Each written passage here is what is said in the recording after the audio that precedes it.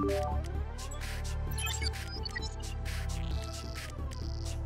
day, students. I'm Miss Maria Nicole Ferrer, and I will be your lecturer for the subject PHYE 001 in the topic Chapter 1 Physical Fitness.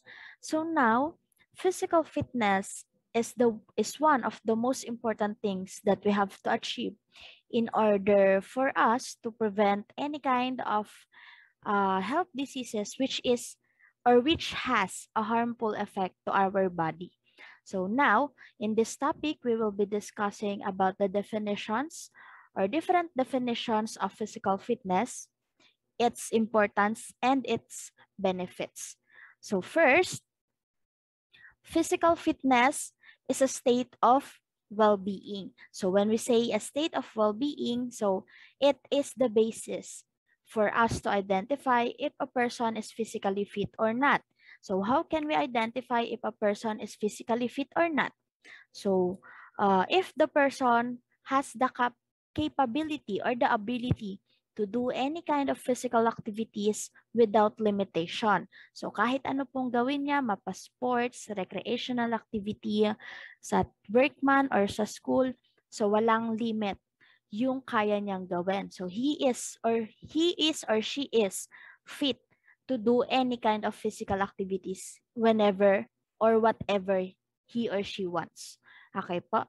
So like for example neto, if we are in our middle school or in high school. So do you remember when your PE teacher always asking us first if we have such health condition like asthma, heart diseases, or kung may injury tayo before tayo mag-perform ng isang physical activities or ng performance task para maiwasan yung mga cases na kung saan na may sakit pala yung estudyante sa puso or meron siyang asthma and then nahahayaan gumawa ng mga physical activities wherein hindi natin alam or wala tayong idea kung okay ba sa kanya yon.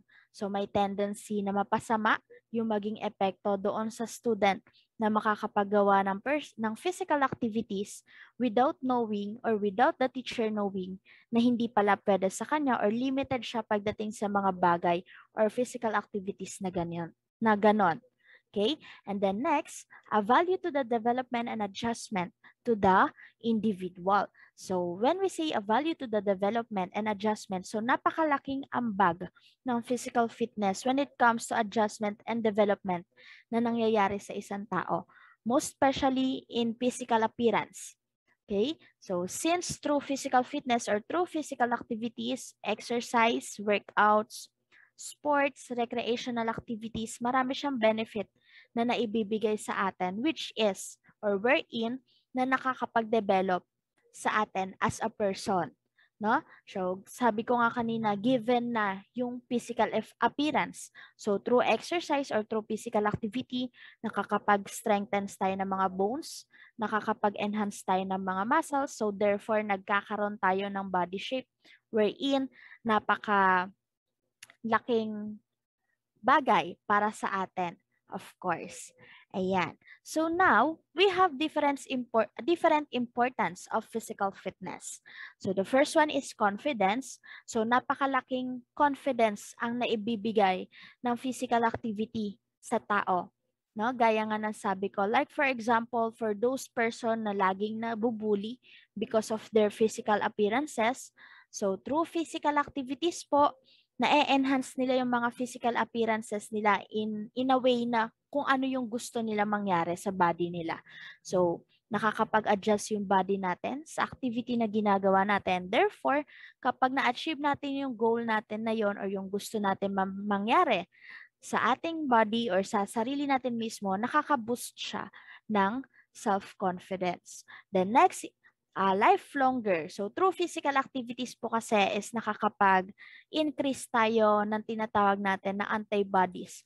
Wherein napakakailangan, diba, nowadays na meron tayong kinakaharap na pandemic until now, which is nakakatulong para malabanan ang mga virus. So, if we are increasing our antibodies, therefore, napapalakas din natin yung immune system natin. Wherein, etong immune system na to, siya naman yung nakakatulong sa atin in order to not expose or engage in any kind of harmful diseases na pwede makaapekto sa health natin.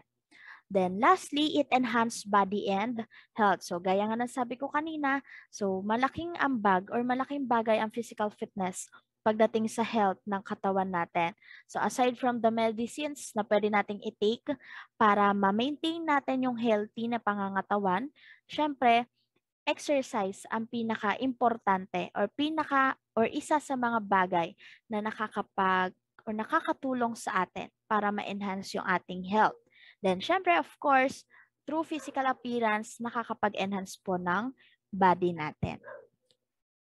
Now, we have different benefits of physical fitness. So, ano-ano ba yung mga nakukuha nating benefits when it comes or when we are exposed in a physical activities, exercise, recreational activities, sports?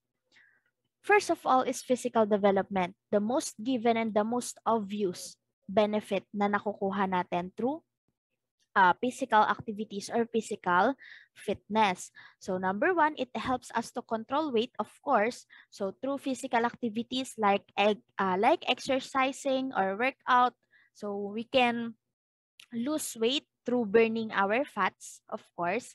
And then the next one, it lowers the risk of heart diseases. So since physical activities is a kind of therapy rin na pwede natin gawin to enhance our cardiovascular health. So it has something to do with the heart and lungs. So therefore, maiiwasan po natin kadalasan yung mga heart diseases or health diseases natin. So pwede rin tayo makaiwas through cancer, from cancer, from diabetes, or any kind of harmful diseases pa na meron tayo. And then next, strengthens bones and muscle. So, syempre, lagi nagagamit ang muscle and bones through exercise or physical activity. So, therefore, nakakalakas siya or napapalakas niya yung bones and muscles natin. And then last one, for the fourth definition of the physical development, so it increases overall lifespan. So, not just because na tayo is exposed sa exercise is nakakapag-produce tayo ng mga antibodies, hindi lang iyon yung nagiging reason bakit nagiging benefit sa pagiging exposed through physical activities yung pag-increase ng overall lifespan natin. Why po? So, through doon sa mga food intake natin nowadays, which is full of conservatives, more on mga processed food na yung mga kinakain natin. So, may mga substance itong mga food na to wherein na nakakasira sa katawan natin, no? Or yung mga, kumbaga, mga chemicals na nakakain natin through dun sa mga processed food na yon. So, isa ring way ang physical activity or nakakatulong sa atin para mai-release or mailabas ulit natin itong mga toxins na to na nanggaling dun sa mga food intake natin. No?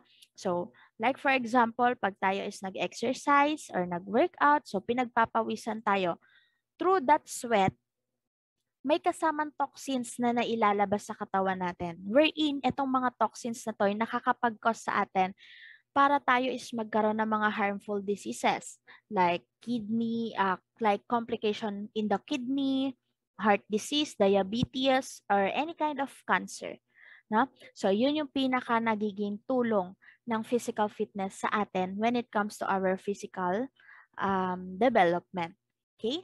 So, next, we have the social development, of course. So, not just being physically fit, ayun na yung pinaka nagiging benefit natin through physical fitness.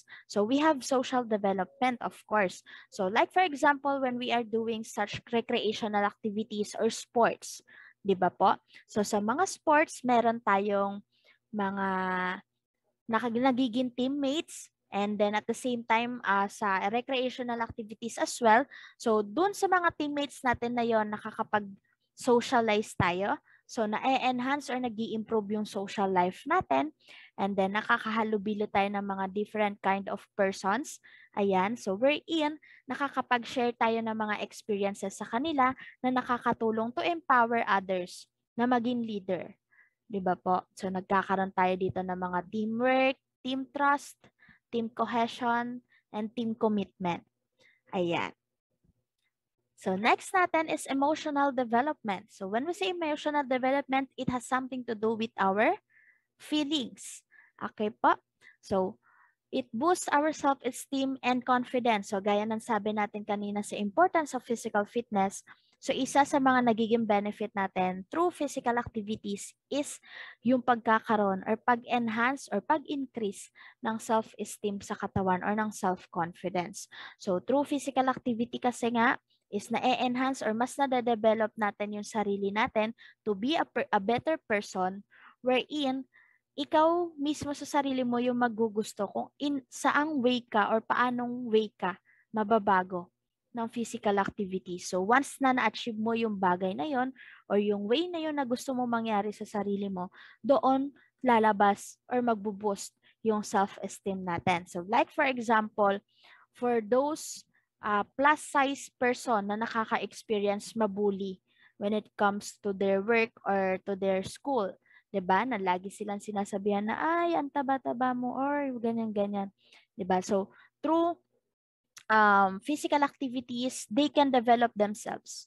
They can change themselves into a better person wherein hindi na sila pwedeng ibuli ng iba. Tama po? So through aerobic exercise, they can lose their weights, they can reduce their body shape, and therefore, kapag na-achieve nila yung goal nila, gumanda yung body shape nila, hindi or na-lessen na yung weight nila, so tataas yung confidence nila na lumarap sa maraming tao, wherein hindi na sila nakakaramdam ng pangamba na baka mabuli sila. Okay? And then lastly, it reduces the risk of any type of depression. So through physical activity kasi is nakakapaglibang tayo in a way dahil nga minsan may mga nakakasama tayo mag-workout or sa mga sports, sa mga recreational activities. So may mga nakakasama tayo mga ibang tao, nakakahalubilo tayo wherein yung activities na yon is na-enjoy natin na gawin mas lalo. Okay? So doon nalilibang tayo in a way na nakakalimutan natin mag-isip ng kung ano-ano. Wherein yung kung ano-anong ito is pwedeng makapag-cause sa atin na mag-isip, 'di ba? Or magkaroon ng stress and anxiety. Wherein kapag sobrang lumala at lalong nagpatuloy pa is nakakapag-produce ng depression sa atin. Wherein ayun yung pinaka-iniiwasan natin mangyari. So napakalaking bagay ng physical activity or ng physical fitness when it comes to the reducement or to the lessenment of any kind of depression or anxiety.